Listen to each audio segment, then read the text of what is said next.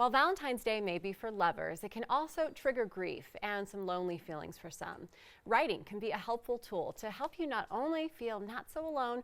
Writing doesn't have to be really that extensive to be really therapeutic. Simple notes can actually do the trick. And so here to help the brokenhearted through this day and the days to come is author and psychotherapist Dr. Patti Ashley. Good morning. Hi, Amelia. So glad that you're here today because Valentine's Day is a struggle for a lot of folks, and while we may try to brush it off if we're alone, it can really bring up some deep feelings, and you help us work through some of the paradox between grief and praise. So let's start there. Yeah, and thank you so much for having me.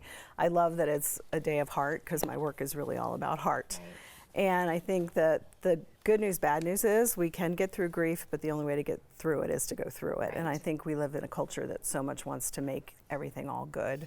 So my work is really about helping people really honor grief. And an author, Martine Prachtel, talks about grief and praise as being the same thing, because when we're grieving, we're actually honoring the person that we lost. We're remembering all the things we love about them, right? Yeah. So when it comes to the notes and the therapeutic writing that you do, how can this help with some of that heartache and teach us how to do that? Well, I learned a long time ago that you have to tell the story at least 100 times to get through grief. Wow. So writing letters is one way to move that energy of the story out of our bodies. And it also helps us feel close. So again, the paradox of grief and praise. You know, when we're writing letters to loved ones we've lost, we actually feel a sense of closeness to them. That makes sense. You know, when they say to write an email, you know, just to get those feelings out, sometimes you feel a little better. Probably works a lot of the same way when it comes to those love letters. Now, your book, Letters to Freedom, From Fear to Love to Grace, is a series of stories about having lost the midlife man of your dreams. Let's talk about that. Yeah.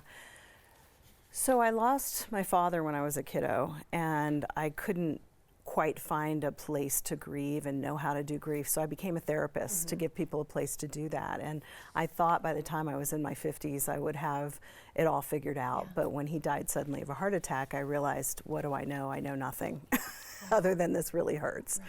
And so I made a commitment to myself to really pay attention to grief as it is. And so I started writing stories of our time together because it was a sudden heart attack and I was in a bit of shock. Right. So I wrote the stories, and then months and months later I thought, well, maybe these stories will help people, because I think talking about grief is how we get through it, but it's a fragile subject. Yeah, it really is. So many folks want to go around grief. Exactly. They have to go right through it to really move past it and start to open up in new ways after. But let's talk again about the role that gratitude and forgiveness plays in dealing with heartache.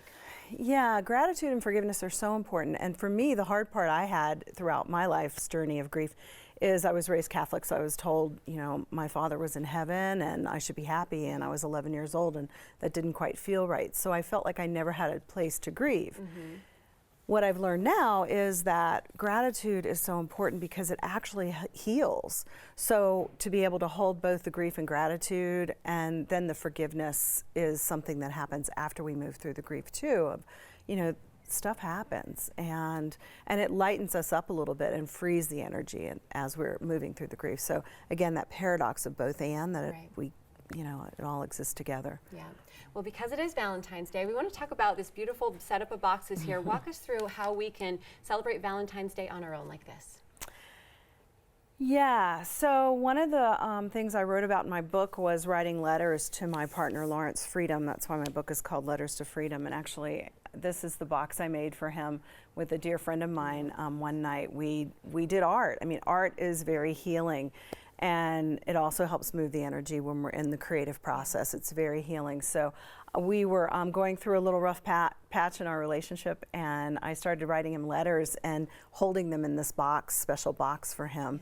And so covering the box and coloring it was therapeutic.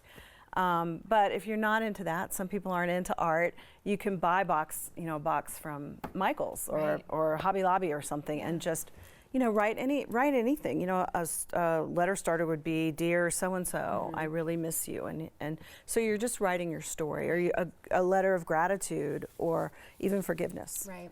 Well, we love this idea. We're going to post more details about you and your book on our website. Thank you so much for coming in, and happy Valentine's Day. Thank you, Amelia. We'll pick up a copy of Letters of Freedom, From Fear to Love to Grace on Amazon or from Patti's website. And join Patti on February 22nd for a workshop that will guide people through writing letters to loved ones that they have lost. You can attend in person at her Niwot office or attend online at pattiashley.com. There you'll find other events coming up that you may want to check out as well. We'll be right back with more after the break.